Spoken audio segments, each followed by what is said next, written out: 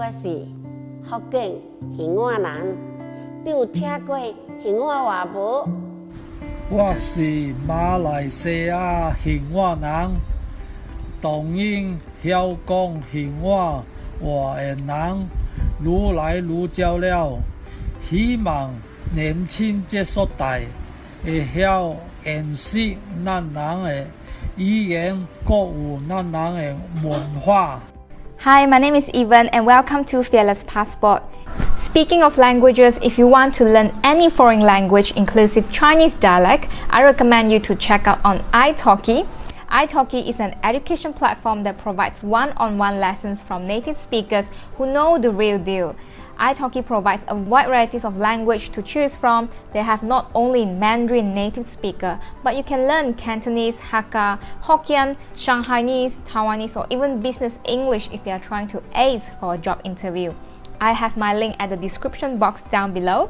After your first purchase with my link, you will get a free lessons and also a $10 Italki credit sent to your student wallets, so you can use it in your next purchase for another language. Learning a new language could open up a new job opportunity, especially when you travel or you want to be an expat. So make sure you check out Italki platform. Link and everything is in the description box down below. The Heng hwa people, or commonly known as Putian, are the Han Chinese came from the historical county named Putian and Xinghua, situated in the central Putian province. Heng hwa or Xinghua is the old name of Putian Shi and Xinghua Xian, which is how the Heng hwa people got their name. And their language, the rare Heng hwa dialect, could be closely related to Teochew, Lezonese, Hainanese, and other Min speakers in Guangdong and Guangxi. You can tell because they all say Nang for people, and it's different than Hokkien from Xiamen, Zhangzhou, and Quanzhou, because people in these regions are known as Lang. Since Putian is situated within Fujian, where majority of the people speak Minnan language, Minnan dialect, the Heng hwa dialect do sound similar to Hokkien, but if you listen closely, both dialects are not quite exactly the same. There was an old saying among Putian folks called 城七州服Putian. Putian arises from drowning another 7 prefectures. That explains Putian was a place of sea in the old times. The ancestors from Putian, they built dikes to block sea water and reclaim the land for agricultural purposes. The county is also the birthplace of Mazu, aka Tianhou, a very famous sea goddess worshipped all around southern coastal China and Southeast Asia. The late arrival of Xinghua people to Malaya, Indonesia, and Singapore had been due to 2 factors. First, a lack of good oceaning port in Putian and Fuqing regions, and the second, the Xinghua people also lacked any commercial contacts with Southeast Asia. Generally, the early migrations of Xinghua to Nanyang was an unorganized individual process. They didn't recruit in a huge group through middlemen or agency like the Hokkien, Hakka, or Cantonese, but rather in smaller batch with intention of just earning a good better fortunes, and when life gets better, they wanted to go back to their motherland. There's no plans to settle overseas.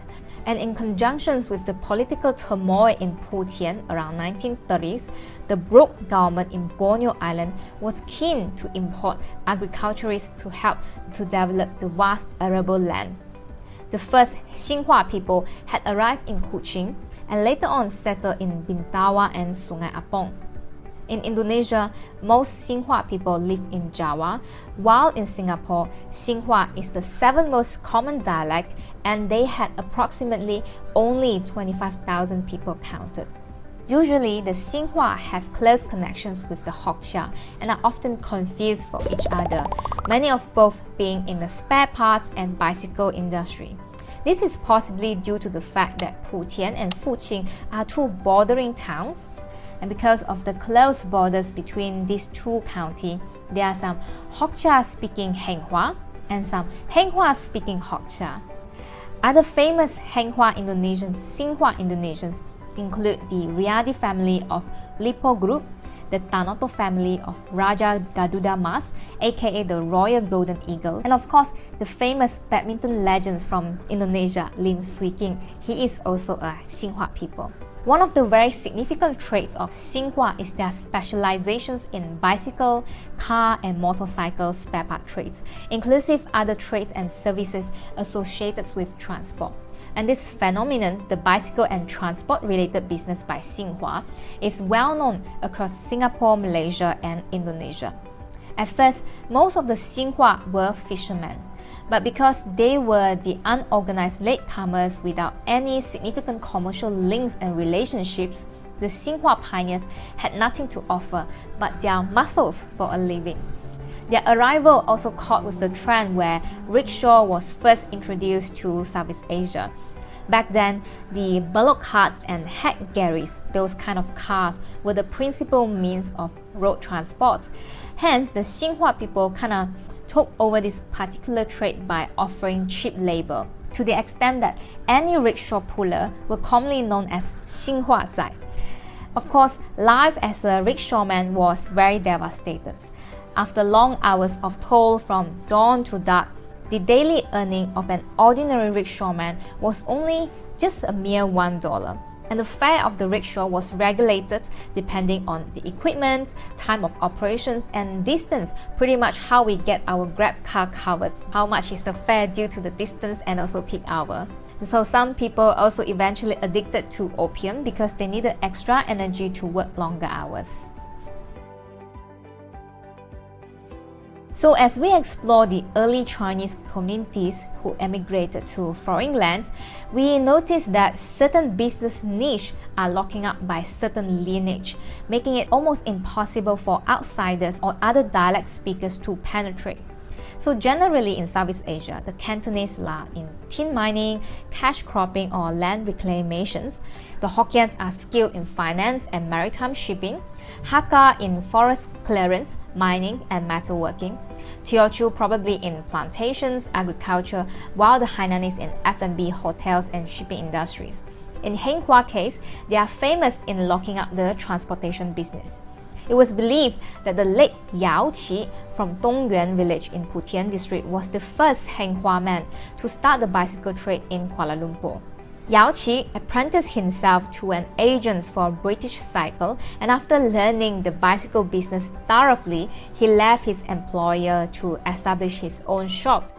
And of course, as migrants tended to group together due to common kinships or speaking the same language, as a Heng hwa, he hired mostly Xinghua employees, and the same thing happened where his employees set up their own bicycle shops after mastering the acquired skill. And it's spectacular how fast the trade spread. Within only 50 years of Yao Qi foundings in Kuala Lumpur, there were a few thousand bicycle shops had been operated all around Singapore, Malaya, and Indonesia, pretty much monopolized by Xinghua people, and later on the trade also joined by the Xinghua-speaking Hokkien people. So the Xinghua and Hokkien bicycle monopoly in Southeast Asia could also have not been pulled up without the Heng hwa Hokkien network in Kobe, Japan, where many of the bicycle and bicycle spare parts originated from.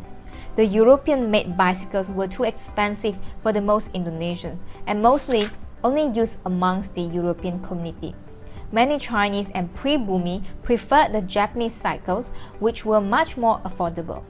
So by 1950s, Xinghua people went from distributing bicycle supplies from European agency now to taxi companies, bus companies, bicycle repair shop, tire companies, and auto spare parts shops.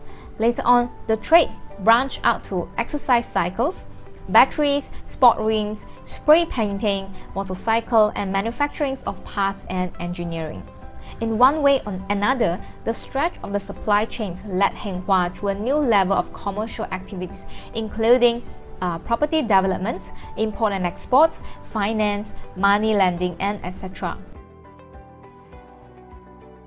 Since the Xinghua had their bicycle trade extensively in Nanyang, there are some of the borrowed loan words from Malay and English adapted to their pu-xian dialect, especially the tools and parts related to the bicycle.